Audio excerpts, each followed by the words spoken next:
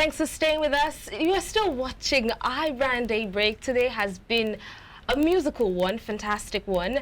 We just had Abraham Toshaw step out of the studio right now, only to welcome another guest with whom we'll be discussing music. Yes, we're continuing the discussion because there's so many things to discuss, so why not? So our next guest is a gospel artist as well, in the person of Segun Ilesanmi. Welcome, sir. Good morning. You're very welcome. How is everything? We're cool. We're cool. It's a cool place. God bless you. Your Bless you smile too. Thank you. blessed me. You Really? just smiled and I was like, okay, this person, yes. Yeah, the artist that just left before you she said your smile blessed her. If I want to bless you now, it means giving you money. Well, you're welcome, Segun. Thank you, sir. Yeah, so, how did it all start with you? Well, I will say my music career started accidentally.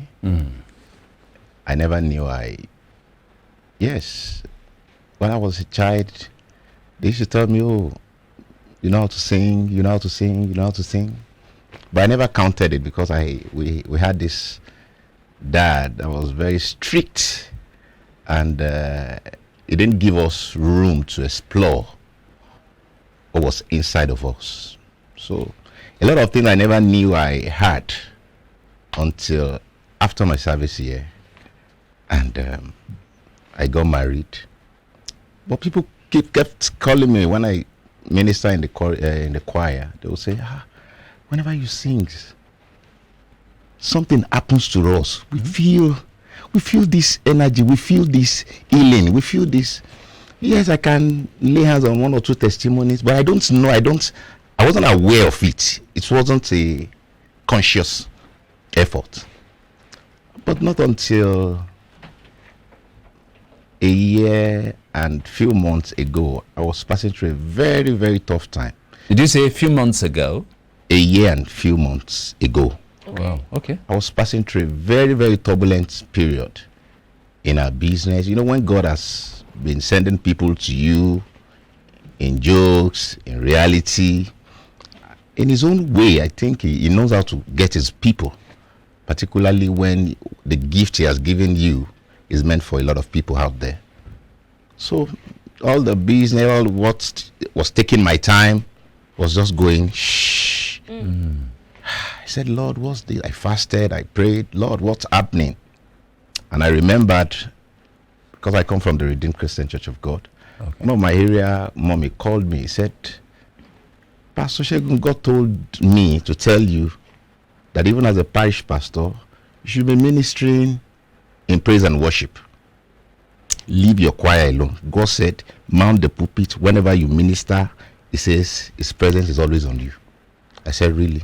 But I never counted it. But when those problems came, all the songs we have in line now, close to 30-something of them, they were just coming effortlessly. Effortlessly. A woman heard it from Germany. Said, Pastor, we thought we've seen you all. So you carry this kind of unction, you carry this kind of anointing? I said, really? She said, Pastor, if you died with this gift, they will beat you back to life from heaven. I said, and I'm like, the song I just received, and I said, okay, if people are saying this, then let me give it an intentional effort. And to the glory of God, wherever the songs are being played, we had testimonies, and I'll be like, God, is this who you are? In fact, somebody traced me, because we have this kind of business, we have this business we are doing, and the elder, she's one of our HGU in the Redeemed Christian Church of God. She said, I had one of your songs. Where did you get those songs from? How did you match them together? I said, I don't know. He said, Pastor, you better pack what you are doing. That's your calling.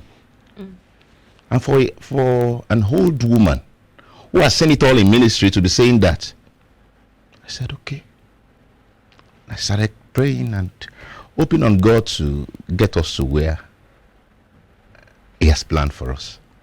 So when you obeyed, since you obeyed rather, how has that translated into your life? Those things that were crumbling down before, how are they faring now? In a great, immense, it has helped my ministerial life. Sometimes I might got so busy in business that probably they invited me for a program, a vigil, or anything. Between me and you, I might not have time to really prepare. But all I just, now welcome Pastor Shegun, listen, blah, blah, blah. I just pick up the mic and I just say simple worship. And you see everybody on the floor, manifestation, and you'll be like, what is it? As part my wife, we said, this was not the Shegun that came to come and toast me. He said, what's happening? I said, I don't know. It just means that we need to be careful more. Something you can't explain, something I can't explain. And before you see, they say, he's into cults.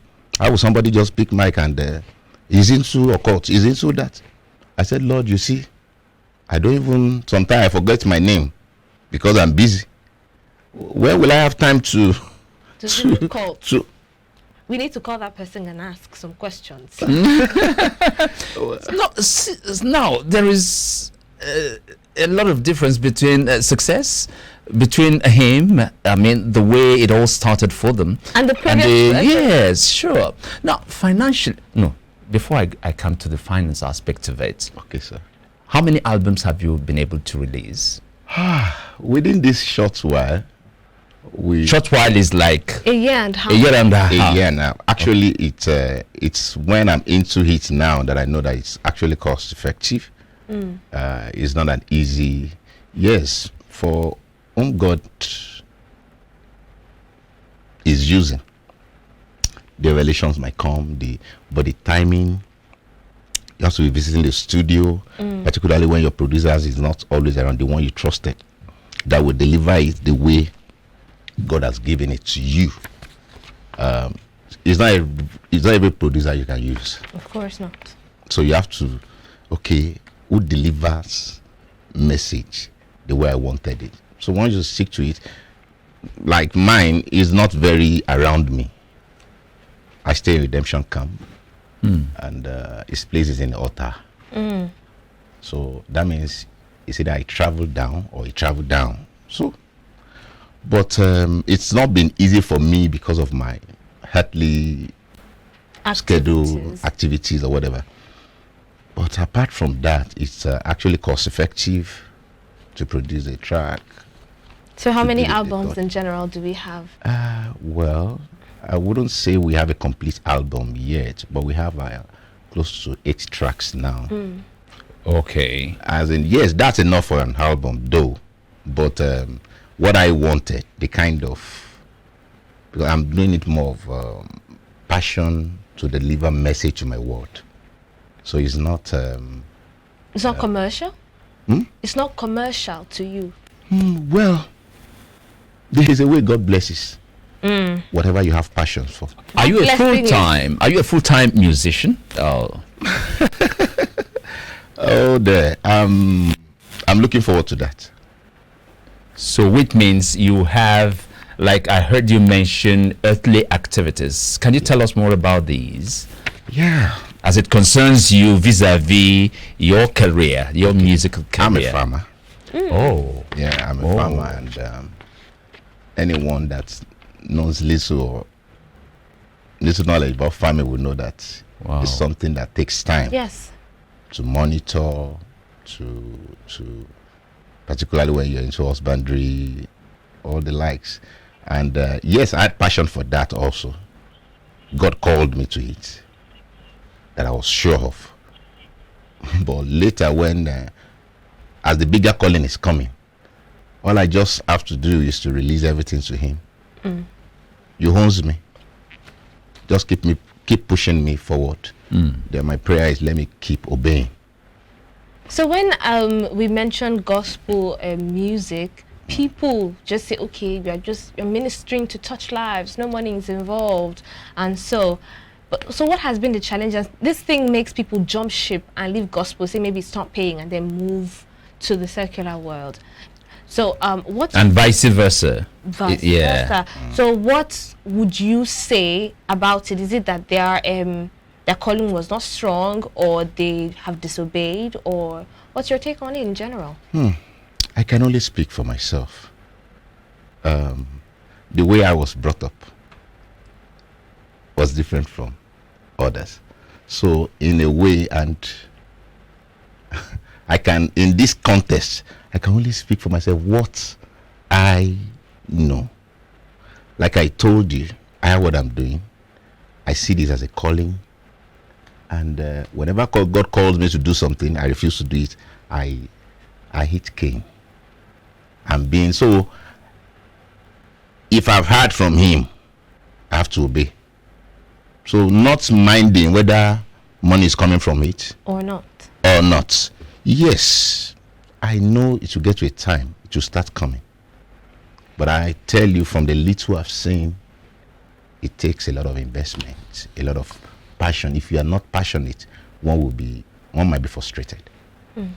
Or probably if you are not seeing an helping hand, people that can imagine if I doesn't if you don't have the business I'm doing to. So you are using from your business, that's your farming. Oh, yeah. You are using your farming to finance the music for now. Yeah, sure. That's only way I could.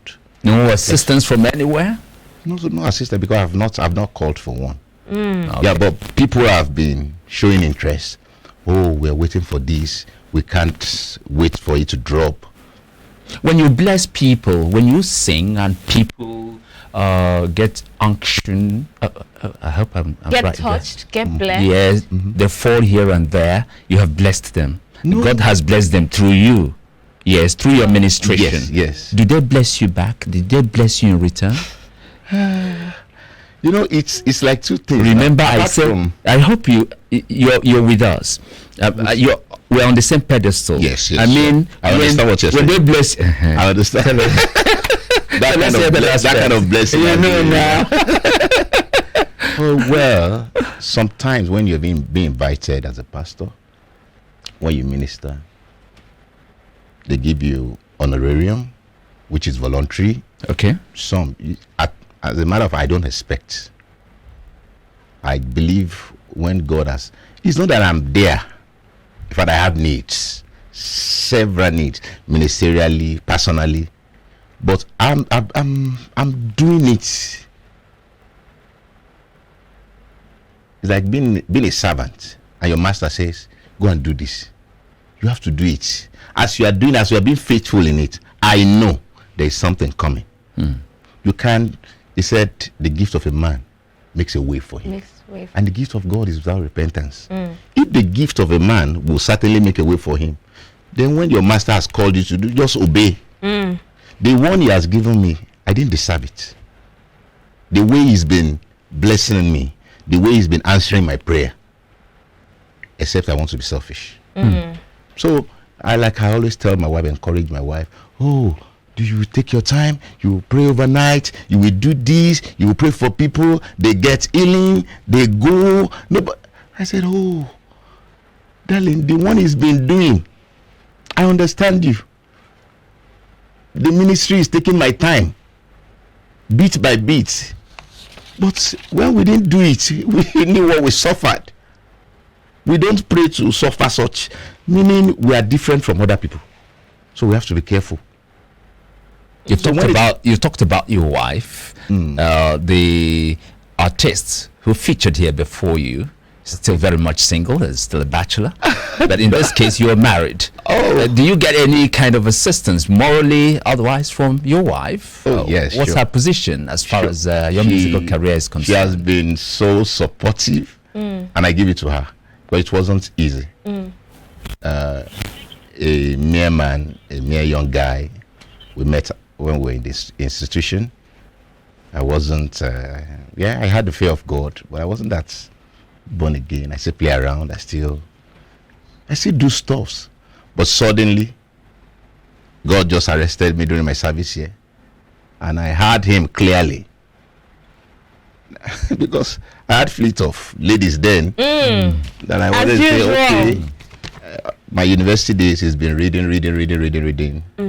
I read because I believe so much that if I could make it, if I can come out with first class, come out with this, then I would make it. My vision was to be a banker.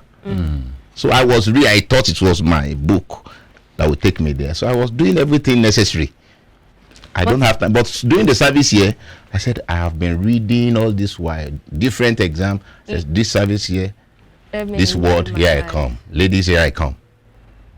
And a lot of things started happening. I was alone in the room in Gombe. My core members were not around. And I had this one you want to start doing, you will ruin your life. I look at I peep at the window. I look at the compound. I had a game. And I know I've labored for myself. So you cannot throw everything I can't throw everything. I just packed my Bible. I told all the ladies, please, I'm not doing it again. They started fighting me. They did a lot of things. I said, please, I'm not doing again. I can't come and waste my life. At all. So intentionally, I had my fellowship very far distance from where at least I would take bike in the north. Somebody that is familiar with the north, for you to take bike from one place to the other, and you'll be spending like close to 30 minutes on bike. Wow, that's so far away. Yes, but for lack of time, I want to really hear this man minister to me. I want you to touch I want to fall. I look, what's going to happen here? Oh God, I want to fall. Oh my God, please. So, that blessing, I need it. I was just trying to explain. It's a wonder to me. It's something I never expected. And we understand. I was so stubborn that when I see people falling, I'll say, they are. Give it to us right here, right now. So you said you have like 8 tracks. Yeah. So just pick your favorite. Pick the one that you feel people relate with the most, and just give us 1 minute, 30 seconds of the song. All right. Let me give us this. Okay. Which I know by God's grace it will bless us. Amen. I received this song at a very, very down time. In the church, when members are looking up to you, they didn't know what the pastor was going on. But I was just singing it to reassure myself after service. And I just speak, this can be a song. And it goes like this. It's a reggae form. Oh yes, I know you will never allow me to know you and no shame. Yes, I know. Oh yes, I know you will never allow me to know you and no shame. Yes, I know. There is a reason for this mess. There is a reason for this mess. It's for my message to spring forth for good. Yes, I know. It's for my message to spring forth for good. Yes, I know. Then I say in Yoruba, Motima Ole she temi. Motima Ole she temi. Moshatima Ole she temi. Oh, Motima Ole she temi. What does that line mean? This Yoruba part. It means I am sure that he will do my own. Powerful. I'm so convinced that he will do my own. I have seen him raising the dead. I have seen him making the lame walk. I am so sure he will do my own. The reason why he allowed this is for my message to be blown out. Very inspiring. And it's becoming that. Very inspiring. Thank you so much, Segun. Thank you so very much. Very lovely song, very beautiful voice there. I'm blessed. It's going to begin to manifest. Then you will get to know more about what I'm going to say. Is it all reggae? No. Okay, just So this one. different genre. Okay. It is Beautiful. just- we have, I'm just, in as much we're trying to catch the youth, we want to send a strict message to guide people's destiny. So that's what all the songs is being lesson, is being motivation, is been telling the youth what they can do with their life. I know that the audience, our viewers today have been blessed, and we want to hear more of you. How do we reach you? Yeah. All right. Well, Social media handles Social media and stuff. handle, because you know this is TV. We don't really have much time on here. yeah, you like the Oro. We have a song that was played before. It's online. Just type Oro by Evangelist Shegun. You'll get it. Then we have another one online, Ojo Rimi. That's talking about your age. Just type Ojo Rimi. And it will come out, and it will be readily available for us to download. Yes. Thank you so very much much for coming. Thank you And so with that, much. we wrap up the discussion segment. It's been a fantastic one on here on iBrand Daybreak. More information and our social media buzz coming up after the break. Don't go anywhere.